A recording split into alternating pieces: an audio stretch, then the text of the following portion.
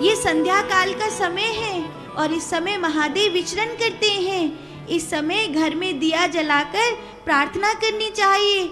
इस समय नव दंपति को भी संभोग नहीं करना चाहिए, तथापि हमारे गृहस्थ को तो बहुत समय बीत गया है।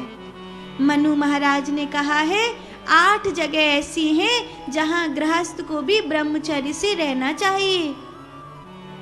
जब आपके घर में कोई विशिष्ट आए हो तब आपको अपनी पत्नी के साथ संभोग में नहीं उतरना चाहिए।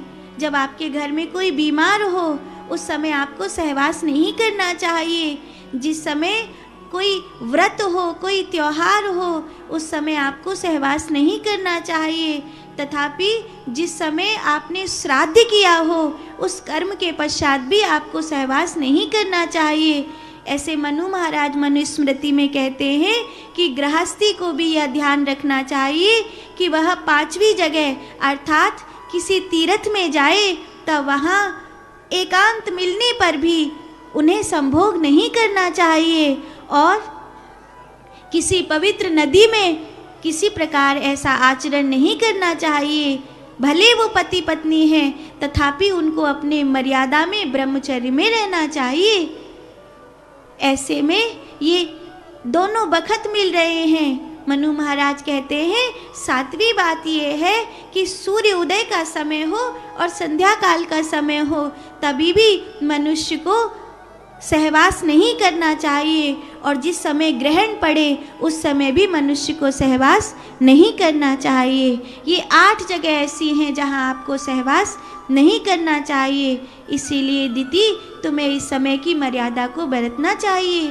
तथापि दिति ने कश्यप मुनि की बात नहीं सुनी। मुझे आपसे पुत्र प्राप्ति का सुफल चाहिए और इसी समय चाहिए।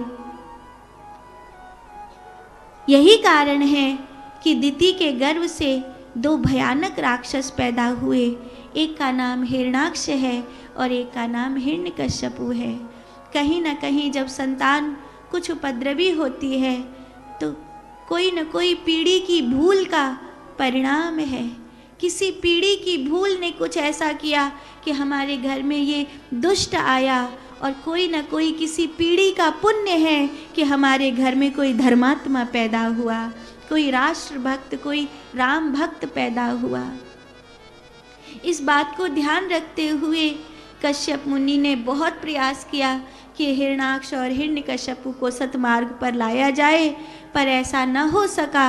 हिरणाक्ष ने पूरी पृथ्वी को समुद्र में डुबो दिया, तथापि पृथ्वी को समुद्र में डुबोने के बाद सर्वस्व बन बैठा।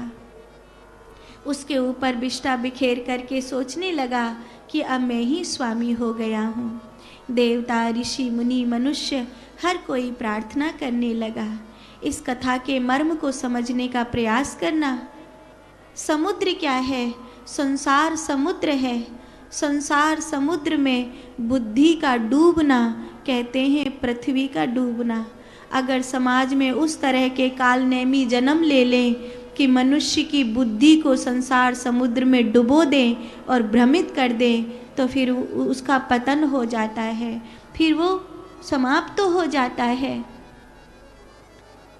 और उसके ऊपर गंदगी बिखेरना हो तो रहा है। आजकल कितना लोग अपने दिमाग का कूड़ा दूसरे के दिमाग में भर रहे हैं। अगर तुम मैले हो तो रहो मैले, पर अपने दिमाग का कूड़ा कम से कम दूसरे के दिमाग में तो मत भरो।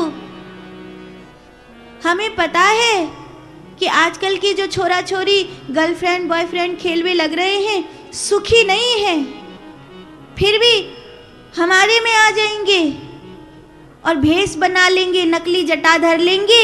आजकल तो बड़ा फैशन चलो, कोई भी अपने बालन में जटा धरा लो, तिलक फोटा लगा लेंगे और फिर आ जाएंगे हमारे में पुजवाने के लिए अपने आप को। उतनी तपस्या तो करो। बेचारी भोली भाली जनता पहचान नहीं पाती कि नकली जटा है कि असली जटा है। बेचारी भोली भाली जनता को पता ही नहीं चलता कि ये कल तक हीरोइन थी, अभी तिलक फोटा लगा करके आ गई है महाराजों के बीच में। ये तो निर्वस्त्र होकर नाचने वाली स्त्री है। बोले वाले लोग समझ ही नहीं पाते, उसको बड़ा ये समझते हैं। परिणाम क्या होता है?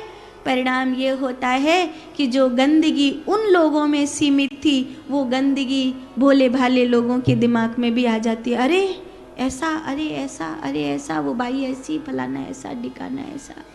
अपनी गंदगी को अपने तक रखो, अपनी गंदगी को हमारे पास लेकर मत आओ। तुम सितारे होगे अपने घर के, हम सितारे हैं परमात्मा के। अपने मैल को लेकर यहां मत आओ।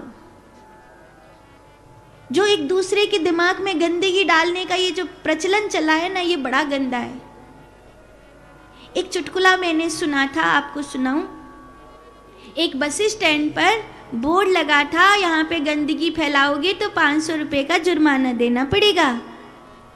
तो एक आदमी झुंझुरा कर बोला, गरम गरम मूंगफली खरीद के लाया हूँ, अभी मैं मूंगफली के छिलके कहाँ फेंकूं? तो पीछे वाले ने कहा, भाई साहब इतना परेशान क्यों हो रहे हो, आगे वाले की जेब में खसका दो। बोला नहीं, अरे पता चल गया तो पीछे वाले ने कहा, मैं पान खा रहा था और इतनी देर से मैंने अपना पान तुम्हारी जेब में खसकाया, तुम्हें पता चला तो तुम भी अपने मूंगफली के छिलके दूसरे की जेब में खसका दो। यही तो चल रहा है। सब अपनी अपनी दिमाग का गंदगी, दिमाग का कूड़ा दूसरे के दिमाग में डाल रहे हैं।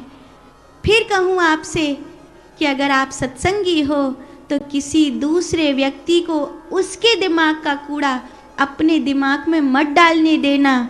और कुछ कुछ कह के चला भी गया हो ना, तो फिर चुपचाप शांत होकर बैठ जाना, थोड़ी लंबी सांस लेना, गहरी सांस लेना, थोड़ी सी देर ध्यान करना, और जैसे मोबाइल से सब डिलीट नहीं कर देते खराब को, ऐसे अपने दिमाग से उसे डिलीट कर देना।